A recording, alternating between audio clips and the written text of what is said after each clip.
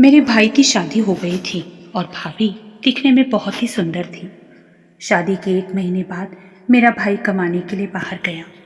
भाभी रोज मुझे थोक सामान की दुकान से एक चीज लाने के लिए कहती और मुझे वो चीज लाने में बहुत शर्म आती थी।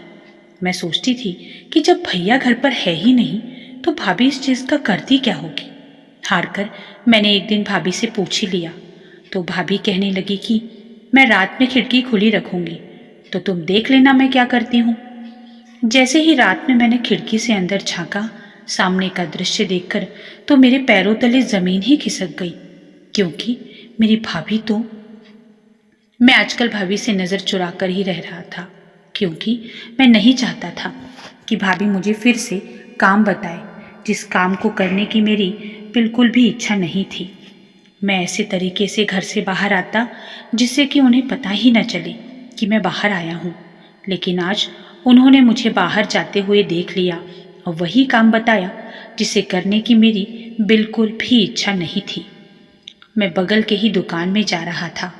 भाभी ने मुझे एक चीज़ लाने के लिए कहा जो मैं नहीं लाना चाहता था, क्योंकि अब दुकानदार भी मेरा मजाक बनाने लगे थे और मैं भाभी को मना कर नहीं सकता था, क्योंकि माँ ने कहा था कि भैया घर पर नहीं है, इसीलिए भाभी कोई काम कहे तो उसे कर देना।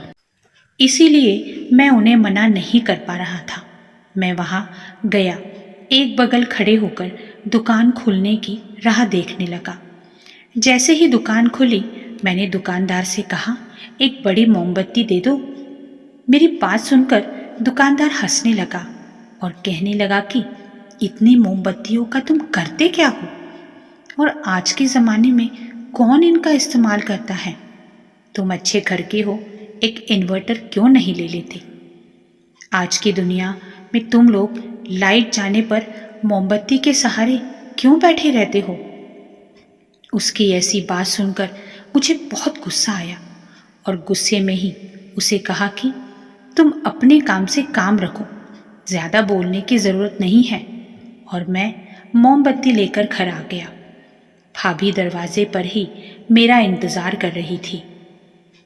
मेरी भाभी दिखने में बहुत सुंदर और गोरी थी।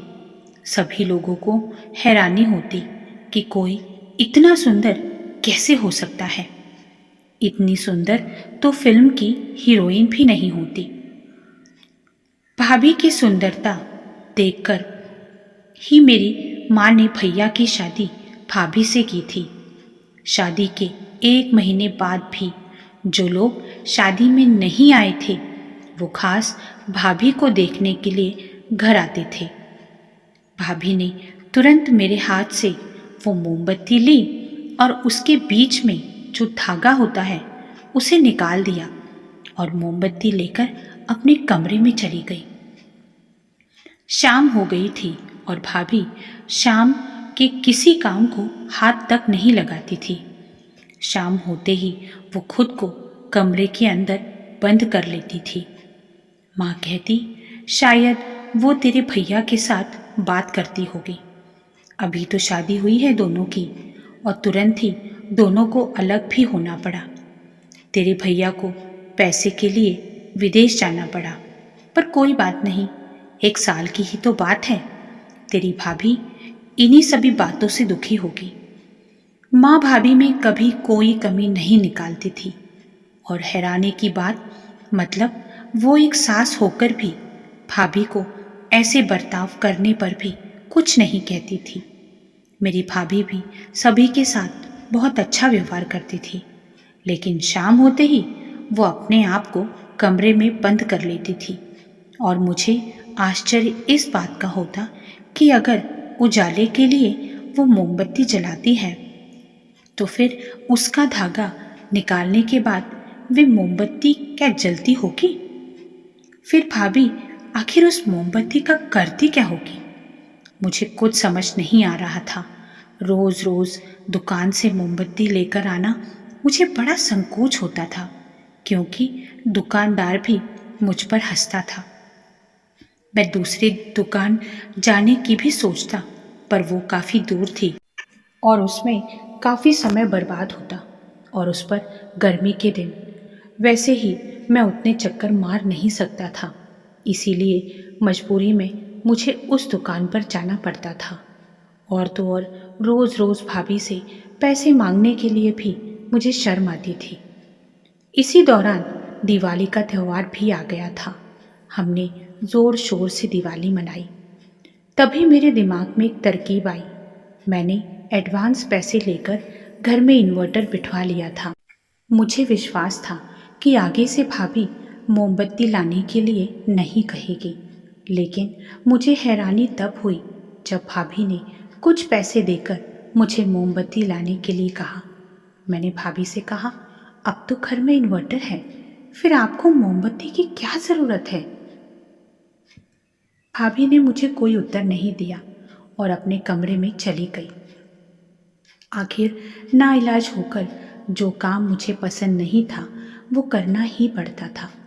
एक दिन गुस्से में आकर मैंने भाभी से पूछ ही लिया कि आखिर आप इस मोमबत्ती का करती क्या हो? तब भाभी हंसी और कहने लगी कि आज रात मैं खिड़की खुली रखूंगी, तो आप खुद ही देख लेना कि मैं मोमबत्ती का क्या करती हूँ। मुझे बड़ा अजीब लगा कि भाभी बहुत ही अलग तरीके से बात कर रही थी। मैं ये बात माँ को भी बता नहीं सकता था। एक दिन भैया का फ़ोन आया और माँ से कहने लगा कि लगता है आप लोगों ने मेरी पत्नी को बहुत लाड़ प्यार से रखा है, इसीलिए शायद मेरी याद आती नहीं। वो तो मुझे फ़ोन तक नहीं करती। ये सुनकर माँ कहने लगी कि वो तो शाम को सारे काम निपटाकर अपने आप को कमरे में बंद कर लेती है। मुझे लगा कि वो तुम्ही से फ़ोन पर बात करती बैठती होगी और उस समय तुम्हारा वहाँ दिन होता होगा, इसीलिए मुझे लगा कि वो तुम्ही से गप्पे मारती बैठती होगी। भैया कहने लगे कि नहीं, ऐसा कुछ नहीं है, पर वो मुझसे इतनी देर तक बात नहीं करती। चलो जाने दो, बाकी सब ठीक है घर में। और भैया ने वो बात बीच में ही काट दी और इधर उधर की बात करने लगा। मात्र माँ को अब भाभी पर संदेह होने लगा था, इसीलिए माँ ने अब भाभी को रात का सारा काम करने के लिए कह दिया था, क्योंकि इसमें भाभी काम में व्यस्त हो जाएगी। हम लोगों को देर रात में खाना खाने की आदत थी।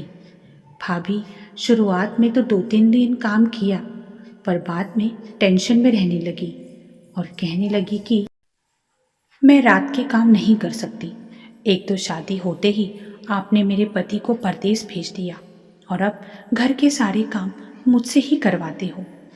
मैं सुबह का सारा काम कर सकती हूँ, लेकिन रात का काम मुझसे नहीं होगा। इसी बात को लेकर माँ और भाभी में काफ़ी लड़ाई होने लगी। रोज़ रोज़ की इस लड़ाई से मैं तंग आ चुका था। अब मैंने मन बना लिया था कि मैं पता करके ही रहूँगा कि आखिर भाभी मोमबत्ती का करती क्या है। वैसे भी भाभी ने कहा था कि मैं खिड़की खुली रखूँगी, तो आप देख लेना कि मैं क्या करती हूँ। भाभी की रूम कोने वाली थी, क्योंकि उनकी नई नई शादी हुई थी और उन्हें प्राइवेसी मिल सके, इसीलिए वो रूम उन दोनों को दी गई थी। मुझे ये बात ठीक नहीं लग रही थी, क्योंकि एक तो रात का समय और उस पर अगर किसी ने मुझे देख लिया कि मैं भाभी के कमरे में झांक रहा हूँ तो मेरी ही बदनामी होगी। माँ ने भी मेरे बारे में क्या सोचेगी कि तुझे भाभी के कमरे में झांकने की क्या ज़रूरत है। मैंने अगल बगल देखा तो कोई नहीं था, लेकिन जब मैं खिड़की के पास गया तो खिड़की बंद थी, लेकिन अंदर से विचित्र आवाज़ आ रही थी। मैं सोचने लग गया कि भाभी आखिर कमरे में कर क्या रही है। बहुत देर तक सोचता रहा कि भाभी से पूछूं या नहीं। फिर मैंने उनसे कहा कि आपने खिड़की बंद क्यों कर रखी थी?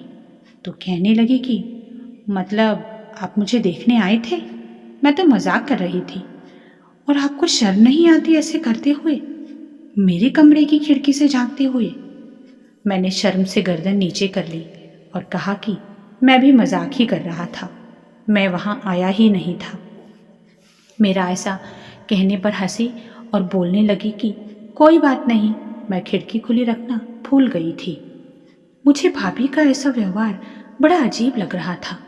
मेरी माँ को भी भाभी के ऐसे व्यवहार से तकलीफ होने लगी और वो भाभी का तिरस्कार करने लगी।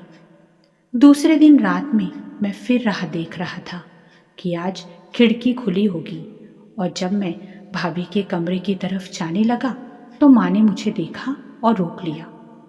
कहने लगी कि तुम इधर कहाँ जा रहे हो? मैंने कहा कि मेरे दोस्त का फ़ोन आया, इसीलिए बात करने बाहर जा रहा हूँ। इस पर माँ कहने लगी कि बात तो कमरे में बैठकर भी हो सकती है ना, बाहर जाने की क्या ज़रूरत है? वो मुझ पर चिल्लाने लगी। आखिर मैं माँ के सामने अपने कमरे में आ गया। रात में जब मुझे यकीन हो गया कि माँ अब गहरी नींद में सो गई है, तब मैं फिर से भाभी के कमरे के बाहर आया, पर इस बार भी खिड़की बंद थी और कमरे से अजीब आवाज़ आ रही थी। मैंने गौर करके वो आवाज़ सुनने की कोशिश की कि कहीं भाभी भैया की याद में रो तो नहीं रही होगी, पर उनके व्यवहार से ऐसा कुछ लग तो नहीं रहा था। और भैया तो कह रहे थे कि वो मुझसे ठीक से बात तक करती नहीं।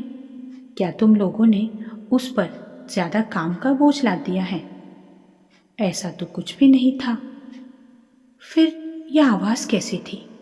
अब मैं बहुत चिढ़ सा गया था। दूसरे दिन मैंने भाभी से कुछ नहीं कहा। हो सकता है वो मेरे साथ मजाक कर रही हो। रोज़ कहती कि आज मैं खिड़की खुली रखूंगी, पर वे वैसा कुछ करती नहीं थी। मैं रोज़ रात में चोरों की तरह उनके कमरे के बाहर चक्कर मारता रहता था। अब तो मुझे ही टेंशन आने लगा था। इसीलिए मैंने अब सोच लिया था कि मैं अब ये सारी बातें दिमाग से निकाल दूंगा। वैसे भी मुझे उनकी पर्सनल ज़िंदगी में दखल देना ठीक नहीं लग रहा था, और दूसरी कि वो मुझे मोमबत्ती लाने के लिए कहीं ही जा रही थी। फिर मैं करता भी क्या? एक दिन अचानक भैया का फ़ोन आया कि इस शहर का माहौल बहुत ख़राब होता जा रहा है, इसीलिए मैं 3 महीने की छुट्टी लेकर घर आ रहा हूँ। हम सब ये बात सुनकर बहुत खुश थे, लेकिन भाभी का चेहरा मुरझाया हुआ था। उनके चेहरे पर डर साफ नजर आ रहा था। वे कहने लगी कि ऐसी अफवाहें तो उड़ती रहती हैं, उन्हें क्या ज़रूरत है तुरंत वहाँ से आने की? अगर काम नहीं करेंगे तो पैसे कहाँ से आएंगे? ये सुनकर माँ से रहा नहीं गया, और माँ भाभी से कहने लगी कि एक तो तेरा पति इतने दिनों बाद घर आ रहा है, इस बात की तुझे खुशी होनी चाहिए, और तू है कि पैसों को लेकर बैठी हुई है। उस पर भाभी ने माँ को पलट कर जवाब दिया, पैसे नहीं होंगे तो घर कैसे चलेगा? एक तो आपका ये बेटा कोई काम करता नहीं, और मुझे बच्चों के ट्यूशन लेने पड़ते हैं, जिसके सहारे अपना घर चलता है। और माँ भाभी से कुछ कहती इससे पहले मैंने ही माँ को शांत कर दिया और उसे उसके कमरे में जाने के लिए कहा। घर का माहौल अब बहुत खराब रहने लगा था। मेरी भाभी छोटी छोटी बातों को लेकर ताने मारती थी। शायद उनके अच्छे व्यवहार करने का नाटक खत्म हो गया था। मैं भाभी से दूर ही रहता था और अपने काम से मतलब रखता था। अगर कुछ काम बताया तो ही करता था, वरना बात तक नहीं करता था। एक दिन मैं फ़ोन से बात करते हुए भाभी के कमरे के सामने से होते हुए बाहर जा रहा था। तभी जिस चीज़ के बारे में मैं सोच भी नहीं सकता था, वो चीज़ हुई। भाभी के कमरे की खिड़की खुली हुई थी और लाइट भी चालू थी। मैंने अंधे का दृश्य देखने के लिए थोड़ा झांका, और सामने जो कुछ था उसे देखकर मेरे पैरों तले ज़मीन खिसक गई। अब मुझे समझ आया कि भाभी को इतनी परेशानी क्यों होती थी, क्योंकि भाभी गर्म मोमबत्ती अपने हाथ पैरों में लगाती थी। पिघली हुई मोम लगाकर जब भाभी सामने बैठी थी तब वे बड़ी अजीब दिख रही थी। अचानक उनकी नज़र मुझ पर गई। मैं तुरंत घबराया हुआ अपने कमरे में आ गया। वो सब देखकर रात भर मुझे नींद नहीं आई। सुबह होते ही मैंने भाभी से पूछा कि रात में आप वो सब क्या कर रही थी? उस पर भाभी कहने लगी कि तुम्हें क्या लगता है मैं दिखने में इतनी सुंदर कैसे हूँ? मैं रोज रात मोम पिघलाकर अपने शरीर पर लगाती हूँ, जिससे मेरे शरीर की सारी डेड स्किन निकल जाती है और उसी वजह से मैं इतनी सुंदर हूँ। अब मुझे समझ आया कि ये सब और कुछ नहीं, भाभी की मूर्खता है। कोई अपने ही शरीर पर कैसे इतना अत्याचार कर सकता है? जो व्यक्ति खुद को इतनी चोट पहुंचा सकता है वो दूसरों के साथ तो कुछ भी कर सकता है। उसके बाद मैंने भाभी से बात करना ही बंद कर दिया था और ना ही किसी को कुछ बताया था। थोड़े दिनों बाद भैया भी घर आ गए थे और पता नहीं क्यों भैया भाभी की रोज़ लड़ाई होती थी। शायद भैया को भाभी के शादी से पहले के अफेयर के बारे में पता चल गया था। लड़ाई इस हद तक बढ़ गई थी कि भैया यहाँ तक कहने लगे कि ये एक पागल औरत है, अजीब सी हरकतें करती है, अजीब व्यवहार करती है, मैं इसके साथ नहीं रह सकता। और दोनों की लड़ाई बढ़ते बढ़ते तलाक तक पहुँच गई। हम सभी ने भैया को बहुत समझाने की कोशिश की। भाभी भी गुस्से में अपने मायके चली गई और वापस लौट कर ही नहीं आई। थोड़े दिन बाद वहाँ से तलाक के पेपर्स आए। पता नहीं क्यों पर भाभी को अपनी सुंदरता पर बहुत गर्व था, पर यह समझ नहीं आ रहा था कि ऐसा करके वो क्या हासिल करना चाहती थी। आखिर में दोनों का तलाक हो गया। मेरा भैया माँ से कहने लगा कि शादी करते समय तुमने सिर्फ उसका चेहरा देखा, उसका चरित्र, उसकी बुद्धिमत्ता नहीं देखी। शादी कोई खेल नहीं होता माँ, सिर्फ उसकी सुंदरता देखकर तुम उसे घर ले आई। और मेरे पास भी भैया को कुछ कहने के लिए शब्द नहीं थे। साथियों, आपकी क्या राय है इस कहानी को लेके? कमेंट करके ज़रूर बताना और चैनल को